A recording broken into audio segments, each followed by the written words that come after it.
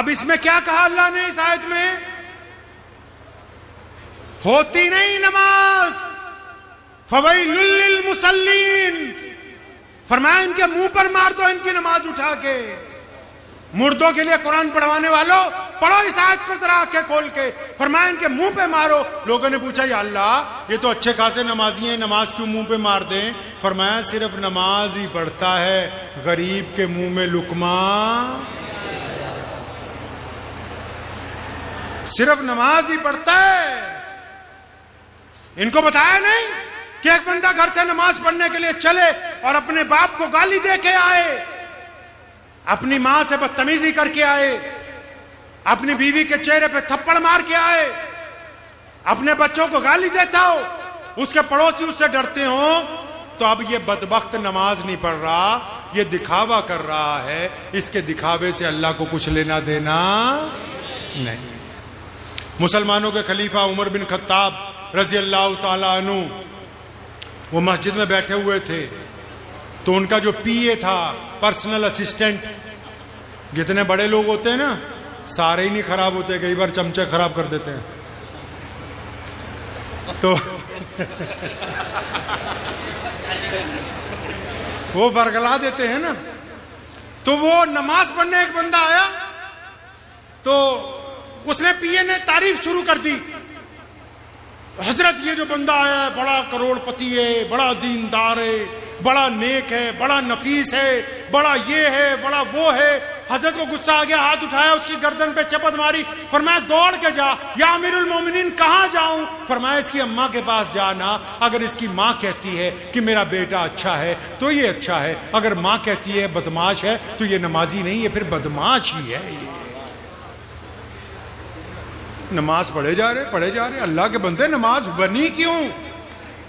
ساری دنیا کے لوگ ایک ساتھ اللہ کے آگے سجدہ کرتے ہیں، خدا کی خدائی میں کوئی بڑھوتری نہیں، اور ساری دنیا کے لوگ ایک دفعہ ہی اللہ کو ماننے سے انکار کر دے تو خدا کی خدائی میں کوئی کمی۔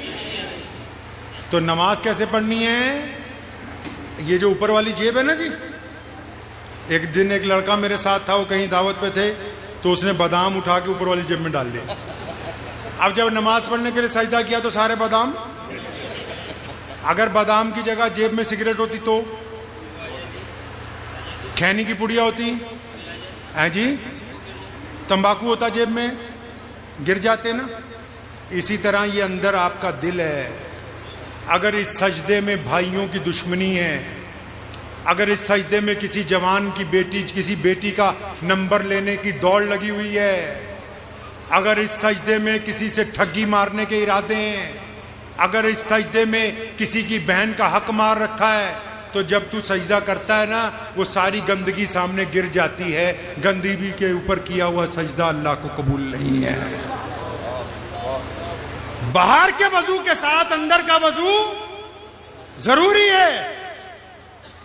تبھی تو کہا نا بلے شاہ نے نماز پڑھی تے نیاز نہ دتی، تیریاں کس کم پڑیاں نمازاں، کہتے ہیں نماز تو پڑھتا ہے نیاز نہیں دیتا۔ ارایت الذی یکذب بالدین فذلک الذی یدعو الیتیم، نماز تو پڑھتا ہے یتیم کے منہ میں۔ آج کل تو ہمارے جیسے بھی مولوی ہیں، وہ کہتے ہیں کوئی یہیں لے آؤ قورمہ بریانی، ہم ہی پڑھ کے دعا کر دیتے ہیں۔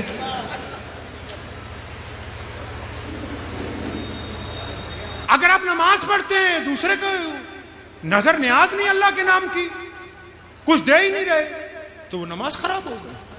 اچھا اگلی بات، اب یہ تو پتہ لگ گیا کہ نماز کس لیے پڑھنی ہے کہ ہم نے اچھا بننے کے لیے۔ کس لیے پڑھنی ہے؟ بنیں گے اچھا انشاءاللہ، بنیں گے انشاءاللہ، ماشاءاللہ۔ قرآن نے کہا نا کہ ہماری بہنیں برقع لیں، کیا لیں بھائی؟ پتہ ہے نا مسئلہ؟ ارے پتہ ہے کہ نہیں؟ گھر پہ بھڑکتا ہوا جا رہا تو آج بنا چادر کے نکلی تھی۔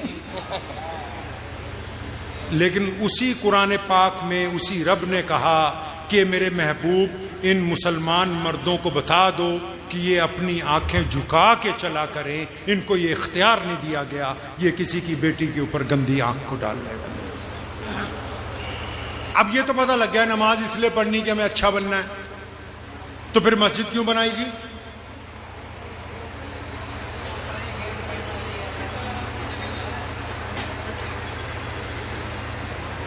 خدا کا واسطہ ہے مولویوں کے پیچھے لگ جاؤ یار. آپ کہو گے نماز پڑھنے کے لیے، میں کہتا ہوں نماز تو ریل گاڑی میں بھی لوگ پڑھ لیتے ہیں. کئی لوگ ایسے ہیں گھر میں نماز پڑھ لیتے ہیں. کچھ لوگ کہیں جاتے ہیں اپنے رشتہ داروں کے یہاں نماز پڑھ لیتے ہیں جی. تو نماز تو گھر پہ بھی ہو سکتی تھی، مسجد کیوں بنائی؟ پیارے محمد علیہ الصلوۃ والسلام نے حکم دیا کہ ہم نے مسجد بنانی ہے. یا رسول اللہ صلی اللہ علیہ وسلم کیوں؟ فرمایا تاکہ جماعت کے ساتھ نماز پڑھنی. کس کے ساتھ نماز پڑھنی ہے جی؟ جماعت کے ساتھ. کیوں؟ فرمایا کندھے سے کندھا جوڑ کے. کس سے بھائی؟ کندھے سے کندھا کیوں جوڑنا ہے؟ فرمایا تاکہ تمہارے دل آپس میں. آپ نے کبھی مسجد کو دھیان سے نہیں دیکھا؟ کبھی دھیان سے دیکھیے اپنی مسجد کو. مسجد وہ جگہ ہے خوبصورت. مثال کے طور پہ جمعے کی نماز ہو رہی، مسجد کی خوبصورتی دیکھیے پہلے آپ. امام صاحب کھڑے ہو گئے مصلی پہ، مؤذن نے تکبیر دے دی. اب پہلی صف میں کوئی پلے دار آ گیا، پہلی صف میں کوئی غریب آ گیا، پہلی صف میں کوئی پھٹے کپڑوں والا آ گیا. اب صفیں بھرنی شروع ہو گئیں، نماز جماعت کھڑی ہو گئی. مسجد کا صدر اگر دیر سے آئے گا تو کہاں جگہ دو گے بھائی؟ اگر کہاں جگہ دو گے؟ پیچھے. اور اگر صحن بھی بڑھ گیا، کوئی شیخ الحدیث آ جائے، کوئی وقت کا امام آ جائے، کوئی بہت بڑا محدث آ جائے، تو وہ کہاں نیت باندھے گا؟ ان سے بھی پیچھے. کن سے؟ جو برآمدے میں کھڑے ان سے بھی. اگر ان کے پیچھے پھر MLC صاحب آ جائیں، پھر کوئی وزیر آ جائے، کوئی مسلمان افسر آ جائے، کوئی وقت کا امام آ جائے، وہ ان سے بھی پیچھے وہاں نیت باندھے گا جہاں ملت اسلامیہ نے اپنے جوتے اتارے ہیں. کیونکہ یہ نبی. اب آپ نماز پڑھنے جاتے ہیں، آپ کو یہ پتا ہے کہ آپ کے دائیں بائیں کون نماز پڑھتا ہے؟ جو محلے کی مسجدیں ان کا یہ حکم ہے کہ اگر عبد الرحمن فجر میں نہیں آیا، ظہر میں نہیں آیا، عصر میں نہیں آیا، مغرب میں نہیں آیا، عشاء میں ساری مسجد والے جا کے پوچھا کہاں گیا؟ دکھ درد میں ہے تو دکھ درد بانٹیں، پریشان حال ہے تو پریشانی بانٹیں. اگر آپ کو جماعت سے نماز پڑھتے ہو یہی نہیں پتا کہ امام بھوکا مر رہا، مؤذن کے پاس کچھ ہے نہیں، کوئی پڑوسی ہے اس کے گھر کی چھت گری ہوئی ہے، کوئی میرا بھائی ہے وہ دکھ درد میں ہے، تو پھر کس بات کی دوستی نماز میں نبھا رہے ہو؟ نماز تو بنائی اسی لیے تھی کہ ایک اچھی سماجک ویوستھا کو جنم دیا جاتا، ہم اکٹھے ہو کے ایک اچھا سماج بناتے. رسول اللہ کی مسجد میں غیر مسلموں نے آ کے جب سوال کیا یا رسول اللہ کپڑے کھانا، رسول اللہ نے کبھی انکار نہیں کیا کہ آپ کی مسجد میں بھی کچھ ایسا انتظام ہے کہ ہمارے ہم وطن بھائی ان میں اگر کوئی غریب ہو وہ آپ تک پہنچ جائے اور آپ سے سوال کر دے تو آپ پھر اس کی مدد کرنے والے ہوں. کہ آپ نے بھی ایسی مسجد بنائی ہے. کون سا اسلام تلاش کر رہے ہیں میرے بھائی؟ کون سا؟ اندازہ تو لگاؤ کہ ہم کہاں سے کہاں پہنچ گئے دین کے معاملے میں. ہم نبی علیہ الصلوۃ والسلام کی تعلیمات کو کیسے بھول سکتے ہیں؟ میرے پیغمبر علیہ الصلوۃ والسلام فاقے سے پیڑ سے پتھر بندھے، ایک غیر مسلم آیا، یا رسول اللہ کھانا دیجئے. پیارے علیہ الصلوۃ والسلام نے آواز لگائی، کون ہے جو اس کو کھانا کھلا کے لائے؟ میں جنت میں اعلیٰ ترین کھانے کا وعدہ کرتا ہوں. صحابہ اٹھے، اس کو کھانا کھلایا، کیونکہ نبی کی مسجد ہے صلی اللہ علیہ وسلم. کسی کو خالی لوٹایا